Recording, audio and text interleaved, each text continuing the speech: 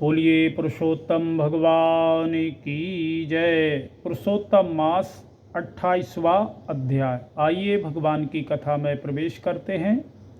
श्री नारायण कहने लगे कि हे नारद, इसके पश्चात वह अंतत दुखों को भोग करके बंदर की योनि को प्राप्त हुआ। पापों का नाश करने वाला एक सरोवर था जो देवताओं को भी दुर्लभ मृग तीर्थ नाम से विख्यात था। इसी तीर्थ में वह ब्राह्मण फलों की चोरी के पाप से बंदर की योनि को प्राप्त हुआ।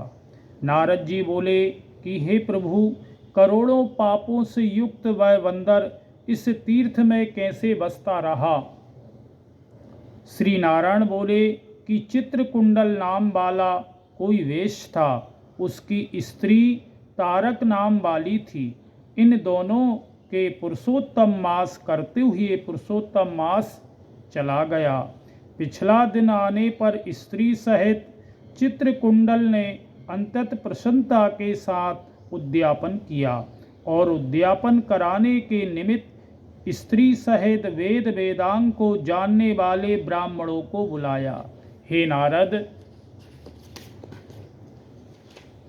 वह धन के लोभ से कांदर्प ब्राह्मण भी पहुंच गया।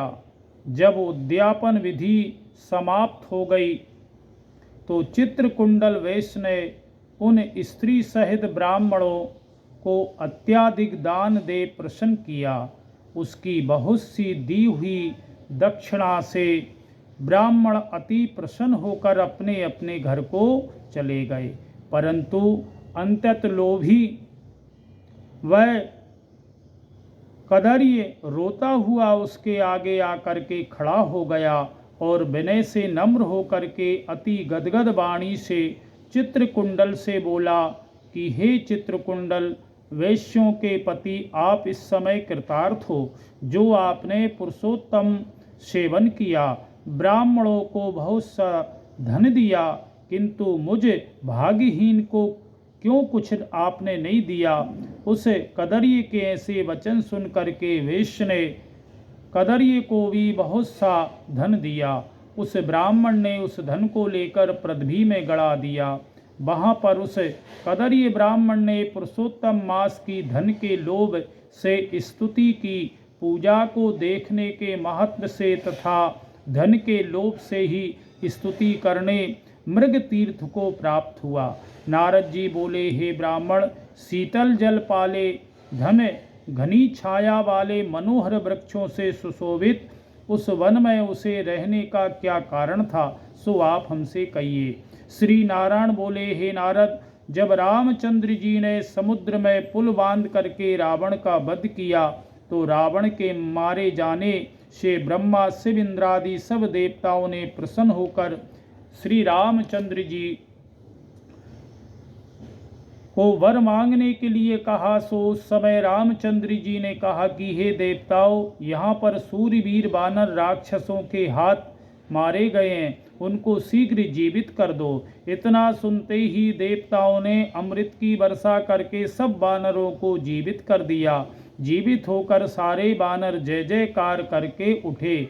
फिर रामचंद्र जी विमान पर बैठ करके चारों ओर खड़े हुए वानरों को कहने लगे, जहाँ जहाँ पर मेरे ये बहुत काल तक जीने वाले वानर बसेंगे, वहाँ वहाँ पुष्प फल वाले वृक्ष हो जाएं, नदी मीठे जल वाली हो जाए, शीतल सुंदर सरोवर हो जाए। मेरी आज्ञा से तुम सब जाओ, तुमको कोई नहीं रोकेगा। हे नारद, फिर वह वानर पर्वत जैसा बढ़ करके बहुत सी भूख और प्यास से युक्त होकर लोभी और वन में विचरने लगा। जन्म से ही उसके मुख में पित्त की पीड़ा थी। उस पीड़ा से रात दिन उसके मुख से रुधिर बहता था और वह अंतत पीड़ा युक्त होकर के कुछ भी नहीं खा सकता था।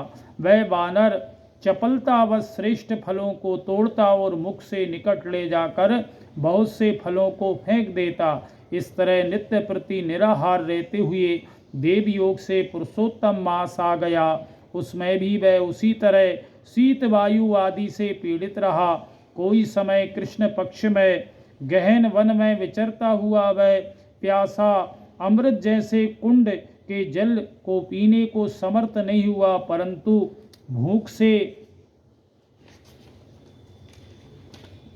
व्याकुल होकर के चपलता वृक्ष के ऊपर चढ़ गया। एक वृक्ष से दूसरे वृक्ष पर जाता हुआ कुंड में पड़ गया और 5 दिन तक मृत्यु को प्राप्त हो गया। तभी एक विमान वहां पर आया। सो नाचती हुई अप्सरा और सुंदर गाते हुए गंधर्व किन्नरों से सुशोभित था। इस तरह सुंदर शरीर को धारण करके वह महाभाग वानर अपने शरीर को देख अंतत आश्चर्य को प्राप्त हुआ और बोला कि मुझ महापापी को ये विमान का सुख जो अंतत पुण्य वालों के लिए नियुक्त है कैसे मिला। मैंने सुकृत किया ही नहीं जिससे मैं हरि के स्थान को प्राप्त हूँ।